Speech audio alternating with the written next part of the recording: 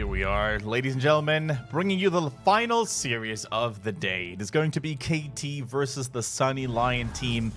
And if there's one thing to say about this series in particular, it's the fact that not only at the top of the table do points matter, but especially at the bottom as well, because you want to avoid relegation, you want to avoid getting dropped down into the Crucible, and as such, especially the Sunny Lion team, they need to get those much needed points in right here, right now.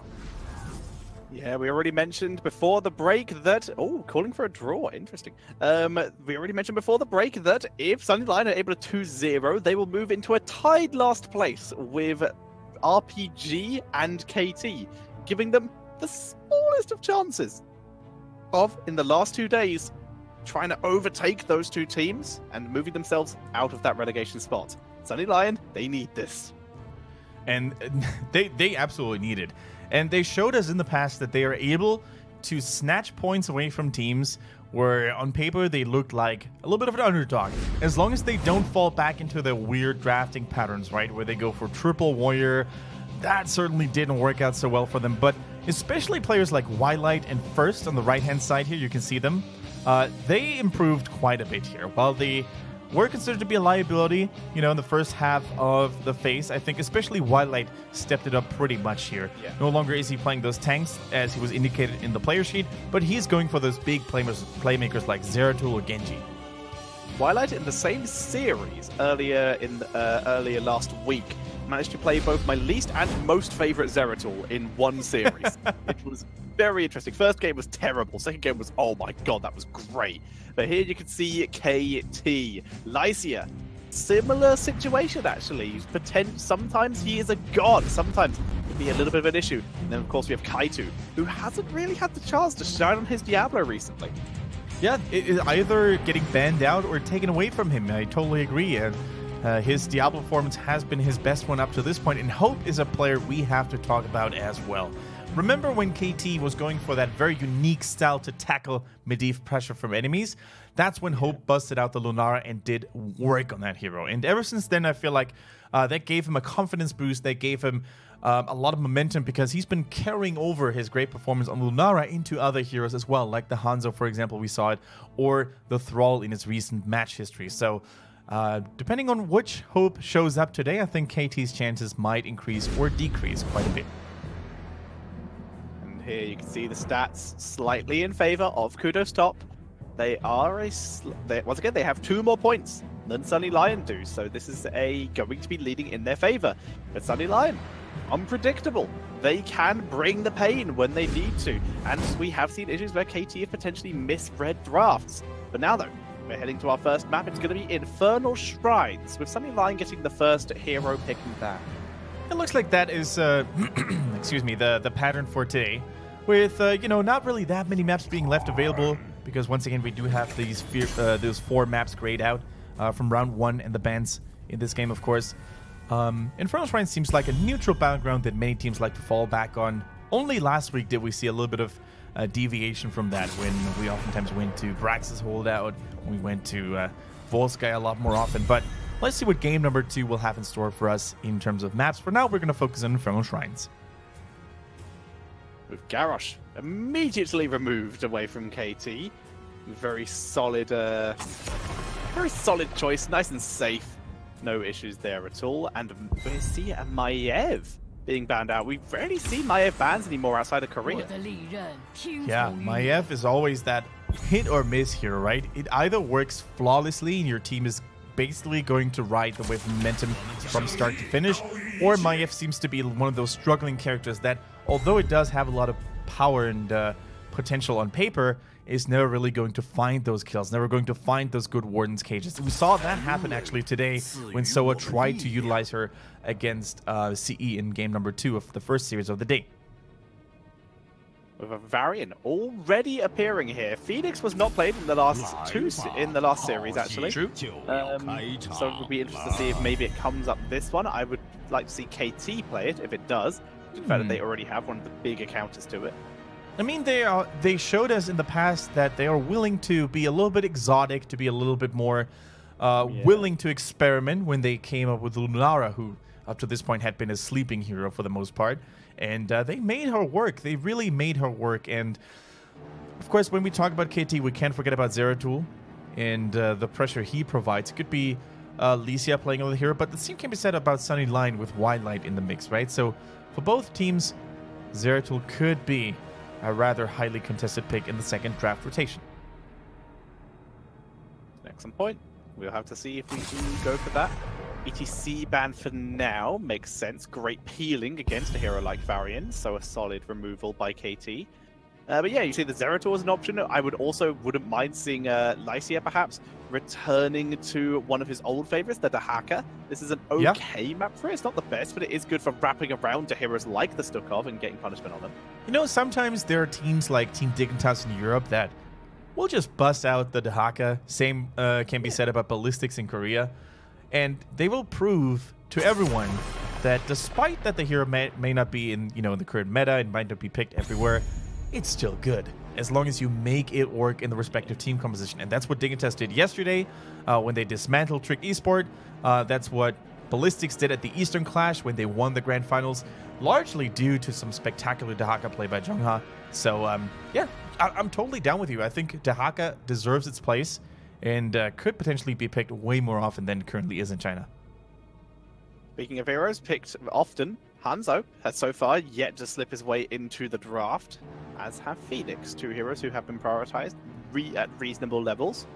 Let's see if KT are interested in either of them. Junkrat also escaping his way through, with Greymane actually being prioritized over all of them as the ban of Sunny Lion. Yeah. And of course Cassia, which we have our own opinions about. Who's going to break the circle of not picking any Overwatch heroes up to this point? Is there a silent gentleman's agreement going on? And who's willing to betray the other team? Thrall, and they're staying to the Warcraft guns here with Jaina and Thrall. Now, that potentially, ladies and gentlemen, could be a lot of slowing there. Earthquake, Ring of Frost is something that could happen, especially as a follow-up damage, or as follow-up damage to the Varian Taunt. This looks mighty scary for Sunny Lion. Does. Also 2 Warcraft, 4 Warcraft, 2 Starcraft, 1 Diablo hero so far. Like you said, no Overwatch heroes picked at all. Yeah, and yeah, lots of slows, potential follow-up burst damage with that Jaina onto Varian Taunt. It looks pretty effective, pretty scary if it's left unattended. Now, what do you do if you're Sunny Lion? First of all, you need a strong main tank that can withstand some of the damage. And secondly, I think you need a little...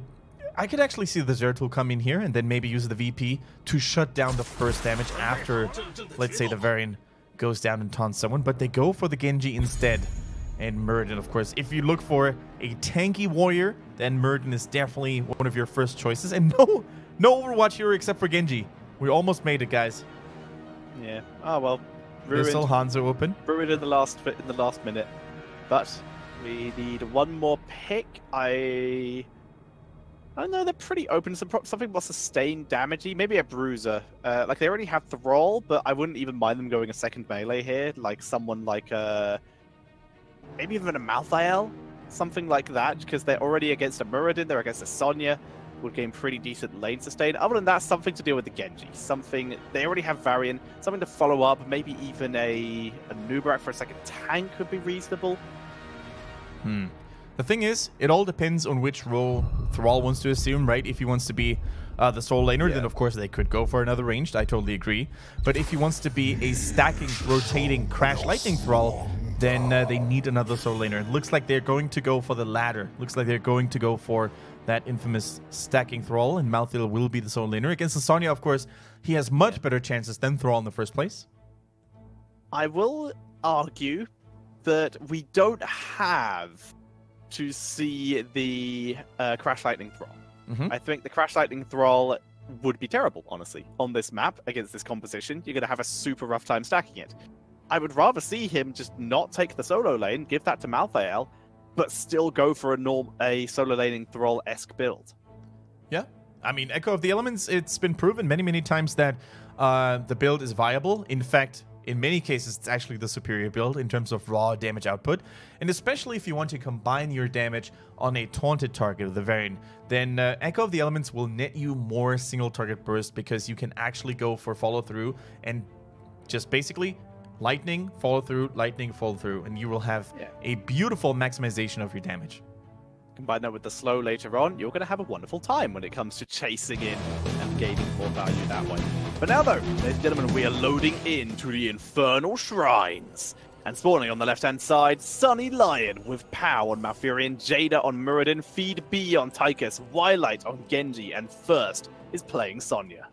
And their opponents fighting for those points just as hard as Sunny Lion is KT. Kudos top with Hope actually on the Thrall. We have Kaito on Varian. TWT is playing the support, playing the Stukov. Licia on that Malthael, and Zizim is playing this beautiful Chinese-themed Jaina. And it's been the first Jaina ever since, I can't even remember when she was utilized the last time, but China used to be really fond of Jaina last year, of course, and in early 2018. So it's good to see her back. Yeah, Jaina was actually used last week. And almost, I'm going to say, I think most games Sunny Lion have been in the last 3 weeks, Jaina has been picked against them. I'm pretty sure teams are doing it on purpose. As we start to see Jaina pulling away for the moment, though, on that Muradin. Takes a little bit of damage from Kaito. Feed B has been given time, though, to clean up the majority of this lane, and Jaina's too hard to lock down. Kaito about taunt yet. It's not going to happen.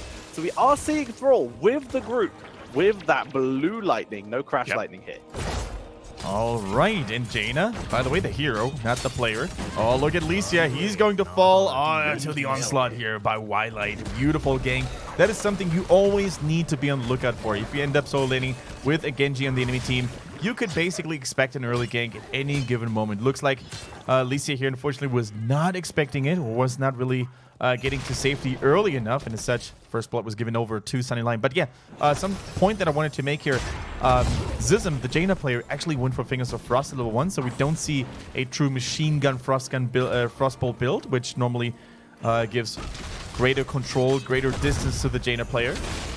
But instead, now we see a better mana regen and more damage if Fingers of Frost is completed. Makes a lot of sense. You need that extra damage for burst follow-up, and of course the extra mana regen when you're fighting on a shrine is important. Kaito trying to zone out Jaina. No audacity, no audacious pushes in here. Genji potentially over green. Clutch heal by Stukov, but out of range of towers. That gives Twilight the chance to leap to freedom. Yeah, that's exactly what they wanted to achieve here. And you can already see that Malthael is now helping Thrall in the middle. They're both trying to get that soak done. They could lead into a potential experience loss in top lane. Nope, thanks to the On a Pale Horse talent at level 1. Malthael is so quick to rotate. Really nicely done here. And Thrall, how many stacks was he able to get? Now keep in mind, in order to stack, Hope is in a terrible position here. Muradin jumps over the wall, trying to get the lockdown on Thrall. Kaito holding the line, tries to push through and picks up the kill thanks to the silence from Stukov, who just tanked through all of the extra engagement. Zizim able to kite back as well, and Jada leaps out of the frying pan and into an Angel of Death. But it's not enough. Jaina pulls back, Licia unable to pick up the kill. Yeah, Sunny Lion, they were able to cut their losses quite nicely here, because that almost looked to me like a dead Genji, and that would have been a 2 versus 0 trade-off for KT. But already, we can see the big threat coming in from the variance taunts at level 4, right? There's going to be a Stuka follow-up with KWT, a TWT, and then, of course, the Jaina burst already coming in quite handily here for Zizim. Now, the first Shrine fight has erupted. Who's going to have the upper hand for now? It's going to be a flat-on 5 versus 5 right off the get-go. Taunt goes through, silence as well, but so do the roots. Good damage from Feed B on the backline, though. Both TWT and Zizim dropped pretty low. TWT, though, healing up. Stukov value, the spreading of the heals. Yep. Good dodge by Hope, preventing the Stormbot from Jaina landing. As such, able to leap away. Licia getting all those cleaves onto these minions, getting such damage cost. A good taunt onto Sonya, focusing down, and a quick and easy pickup by Licia. But moving into the backline, a lovely move by Tychus and Twilight. They're able to pick up 2 kills. Stukov and Jada going down. Licia now gets stunned up. He is getting raped here. Drops a huge amount of damage off the power, but not enough for a kill. Looks like trading a support for an offlaner is not a good choice, because the lack of Stukov here really made sure that more members ended up falling. Zizim here, to be exact. And already, the early stages of that fight looked so good for KT. Sunny Lion was able to turn it around. They were able to answer aggression with aggression. And now they unlocked that first Punisher of the game. It's going to be a frozen one. That means not necessarily the greatest of AoE damage, but great zoning overall. Look at those frost fields go down. Now Thrall needs to be careful because Murden, when those towers are down, the minions, trundle in. They could actually follow up with a stun onto those roots. Good damage on the Lycia. The Lycia wins this lane. That's what I was talking about. Down goes Hope, like you said. Root going down. Very well predicted, Kendrick, because unfortunately, with Hope down and a lovely gank from Wildlight as well, down goes Malthael too. And Sunny Lion putting the hurt onto KT, and once again, they need these points. Yeah, they really do. Like, Sunny Lion is in dire need of additional points if they want to get rid of that last place that they're currently finding themselves in the league. And up to this point, they're playing like a new team, like a newly reformed and remastered team, it looks to me. Like, when they weren't able to really figure out what to draft a couple of weeks ago, when they went for those weird triple tank compositions, they looked like the worst team by far. And it was quite the other way around, with KT stepping it up tremendously as of late. For them to find themselves in such a disadvantageous situation early on, it's going to be so hard for them to come back. It's almost 2 levels already. Not only did they lose the Punisher, but they also lost the Fort, which normally shouldn't happen. But the fact that they didn't have enough damage to deal with it, the fact that Hope got picked and caught off guard, really turned things into an even worse situation now. Jaina, Murden trying to go for a strong gank, but Lycia, look at how fast he is, thanks to on a Pale Horse, dodging that easily. Yeah, riding that nice new Char's Kling, very cool to see. But the fact is, ironically, this is actually kind of working out for KT. They're so far behind, Sunny Lion is so far ahead, that they've hit level 10 so far in advance that KT still have time to hit level 10. That's how far ahead Sunny Lion are. But the fact is, they don't have to fight KT for a really long time now because the objective's not up because Sunny Lion hit level 10 so quickly. And here's level 9 for them. Lovely route. Hope that was just nice. Yeah, it's always very satisfying to see when you intercept and interrupt the Murden from jumping. The ideal scenario, of course, would be a kill as a result, but already preventing the stun from going down, preventing the Murden from going deep and keeping them at bay felt very satisfying, that's for sure. Now, someone from KT needs to be sent to the bottom lane, because otherwise the secondary defense line might already take some damage with the help of that mercenary camp of the minions. So that's going to be the job of Lycia. No, he's going to help with this first. Jaina getting zoned out by Kaitu here. Good job. That Murden being forced to retreat. And there you go. You can see Lycia on his way down to the bot lane here. And halfway through level 9, the objective hasn't even announced itself yet. Like I said, they're so far behind that they've just been able to play safe because Sunny Lion haven't done anything. And the fact is, even Genji has been able to just hold on to his level 10 for this amount of time to see what is picked against him. Now, one talent that is worth highlighting here is the Ancestral Wrath on level 7 for Thrall, which allows him to heal quite substantially. The higher HP his target is. So ideally you want to put that on the Murden. You're going to get tremendous damage, slowing and self-healing done. And look at the silence. No Avatar being hit. There we go. Just manages to get there barely. And now it's Wildlight's turn to basically change the targets down. Shot pull here.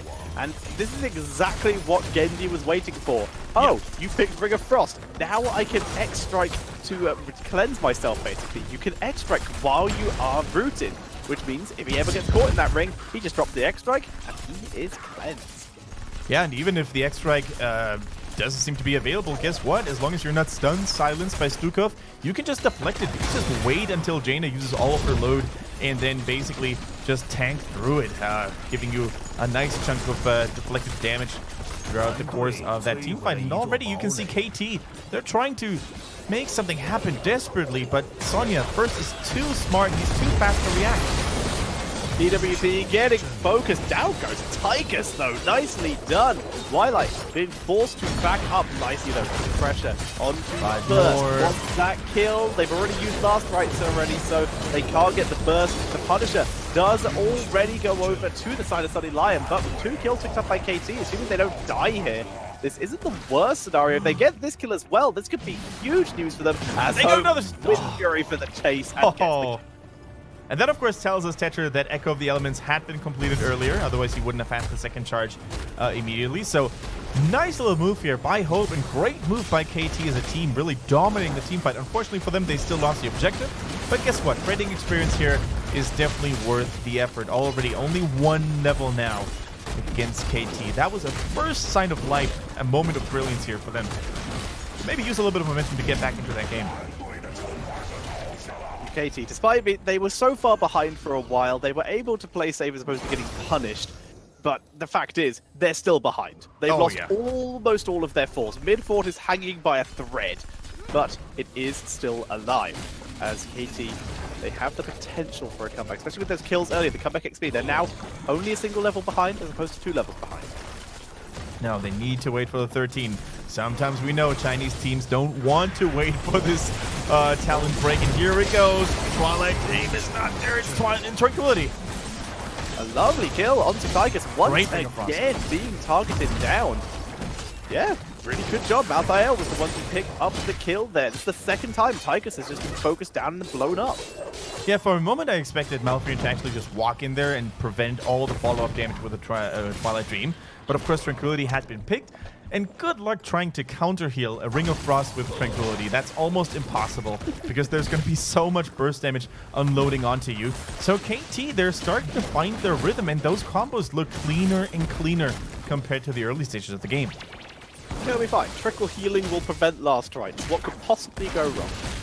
But yeah, the Tranquility not working out as well as they would have hoped to in that last fight, but there's still a long time of the game left to go. However, now it's even more difficult. Mortal Strikes coming in for Varian. Yeah, the Mortal Strike not only is going to cripple... Oh, in the meantime, we missed a gank onto Genji. We also saw a spray here. So it looks like the combined efforts of KT were able to kick Genji out of his shoes. But yeah, you brought up the Mortal Strike for Varian, right? 40% healing reduction whenever his Heroic Strike gets popped on an enemy hero. Now, not only does it cripple Malfurion's healing output, but it also messes with Muradin's self-healing, with Sonya's self-healing. So no matter what they try to use here to keep those heroes alive, it's all going to be shut down quite significantly here. So in my opinion, a perfect choice for Varian, a really good call. KT from 2 levels down, now less than or just over half a level behind. They are catching up beautifully here. And once again, if they can get these points, they will. If they get a single map here, they will have overtaken RPG with only 2 days left to go for the playoffs. And that could allow them to create some distance, having to play one less game, obviously, and stop themselves from maybe going into the Crucible. This is what they need to do. As we see the rest of KT looking for more kills. They want to try and continue this comeback. Can we just say that the Lunar Guardian that Zizm on the Jaina is writing there is the greatest mount to ever be created? Like, those happy little doggo sounds really make my day every single time we see it. And the way Jaina in that skin rides it as well, you know, like a nice lady's way of riding the doggo, so nice. Looks so cute. Taunt, anti-healing, silence, body blocks, last No fight. way. Just beautifully done by KT here on the tankiest member of Sunny Lion. That was just nasty. The way they demolished Muradin here, no chance for the feisty tank dwarf to actually activate Avatar. He was silenced the entire duration. The healing was reduced as well, so even if he had gotten out of the Lurking Arm, Malfurion's healing and his self-healing wouldn't have been enough to save him. That was just marvelously played. And KT, man, although they're behind, they just fight like a pit bull. They just won't let go. They're here to try and get those kills. So by the way, Ruthless coming in from Sonya at level 13. 50 damage per second to heroes below 33% health. Doesn't play additional healing, but extra damage could be interesting. There's so much crowd control in the form of the Varian, in the form of even the Sundering. All if you can sunder it, the silences. It's a risky talent to go for, honestly. Yeah, and who are you actually going to get low if you're the team that's being engaged upon all the time, right? You can already see how aggressively KT is posturing up here. They really want to use that that Punisher, excuse me, as an additional ally. They're trying to maybe catch someone with a long-distance sundering. And only Feed B, thanks to superior range in the Odin, is even trying to maybe chunk a little bit of health away from that Punisher. Brawl. No Thunderstorm, no slowing lightning here to gain even more stacks. Instead, Alpha Wolf. A fabulous wolf. As we see them pulling back, Kaitu will see Twilight pretty quickly. Twilight's looking to try and pick something up. D-mounts first, but Jaina not even close to being in range to pick anyone up here. First, however, we'll find Kaitu, but Jaina, nice double stun. He's already stacked up to that point. And I like the patience by KT, not really collapsing on the Murden again, because they realized, you know what, we're not really fully grouped yet. We don't have our desired formation yet. Stuka was a little bit too far behind, so you really need to make sure that if you want to blow a Murden up, especially Murden, then everyone needs to be in the same spot. Everyone needs to be there to drop their respective CC abilities at the same time. They're trying to do exactly that. Murden already getting popped to pieces by Licia. A lovely spear by First, though, from the other side, doing huge damage, killing off TWT immediately, but down goes Tychus. First is dueling Hope, but Hope does percentage damage now with the Alpha Wolf. Down goes First. And Twilight, while trying to just get the resets, Jada would be the target, but Jada's just above lethal range. And that's a 3-for-1 in favor of KT. Absolutely worth it for KT. For the first time in this game, they take a significant experience lead here. You brought it up. Really solid team fighting, really good engagement, and that Alpha Wolf, you brought up a very interesting talent here. It's not something we're used to seeing all the time, but if you want to deal additional damage onto those high HP frontliners, then it's exactly what you want to. Nice Sunring here, the Ring of Frost slowing, splitting everyone apart, and Feed B now as a super safe pick to go for. Sonya was so far isolated, though. I think she should have actually retreated way sooner the moment she realized, you know what, we just lost 2 members. Let's rather go than chase. So yeah, I think she picked up a kill exactly the same time the first time kill of KT came down. So what I would have preferred is if she whirlwinded through the enemy team back to her team so she can be a frontline again. Exactly. As it is, though, guys, both teams are giving us no breaks here. It's constant action, constant team fighting, and that's, of course, everything that HGC China is all about. Look at that, 9 to 11 kills already. We cracked our mark of 20 kills on average per game. So well done, KT. Well done, Sunny Lions. Bring us more of this high-paced, fast-action gameplay. We see the duel continuing in the mid lane. These impediments will not last long. The overkill from Tychus. Big chunk of damage to these. The minion wave arriving as well. With the help of KT, looks like they might survive a little bit longer. So already you can see the scouting, the proactive scouting by Lise here. He finds the Sonya. He's not even afraid. And this moment first must know, you know what? There's more targets coming. When a Malthael doesn't back down in a straight up 1 versus 1 with your allies being behind you, you must know that something's fishy, something's smelling weird. That's exactly what happened here. You could see the last rights kicking Sonya out of her shoes. And yeah, I think this is just going from bad to worse here if they also lose Jane on the Murden. I mean, other than the fact that Malthael will just win most 1v1s anyway, I have no idea why Sonya even attempted that. The idea was I could just land the spear, but Malthael easily got the spear. It was a weird fight to take. All right, up to this point, I gotta say that Malthael is slowly turning into my favorite member here for KT. Like, those last rights are always on point. The team synergizes and works together so well when it comes to paving the way of always guaranteed a kill. No Murden is safe, no Sonya is safe either. They just have so much blow potential, and Jaina also just fits into this composition so well. Now look at that. KT is actually playing this very smart. They're trying to save a couple of those skeletons because they want to have more mercenary pressure while pushing the Deep Punisher as well. As level 20 is hit for KT first. Starting 2 levels behind, they now hit the Storm tier talents way before their opponents. Wind Rush coming in for Thrall. Blink with Wind Fury, basically. Pretty easy to work out. Upgraded Taunt for Varian. Interesting, and still no one can stop Death. Just insta-pick. Yeah, that's interesting. Normally you don't really go for Vigilance, which is the upgraded taunt, which causes the taunt to be lowered, the cooldown to be lowered when Varian parries an attack with his W. Normally we're used to seeing either Glory to the Alliance, which lowers the cooldown of the banner, or the Demoralizing Shout here to reduce the damage dealt from the enemy team. But you know what? I don't think they even need those supportive tools. Those team fights have been going so well in the first place. They just want to make sure that they manage to lock down more and more targets.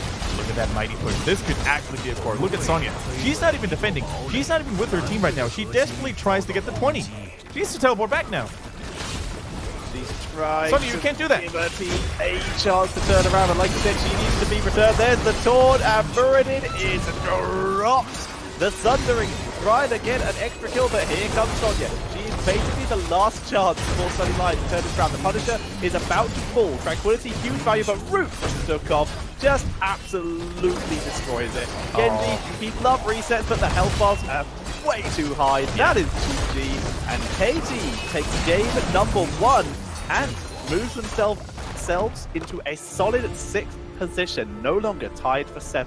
Ah, Muradin got shut down over and over and over again with those flawless taunt, silence, execution combos with Malthael always having the last laugh, it seems. But this was just the worst case scenario for Sunny Lion as well. Sonya tried to get the level 20, true. That is a noble cause and a noble thing to do. But they didn't even get the 20, and they also weren't able to defend. So either you commit as 5 and you try to defend it to the best of your ability, or you fully commit to it to the 20 and then maybe fight back with 20s. But unfortunately, the timing there was so hard to make work that KT could do both, right? They fought 20 to 19 and they also took the core. So super unfortunate ending here for Sunny Lion, in my opinion. Sunny Lion, they were ahead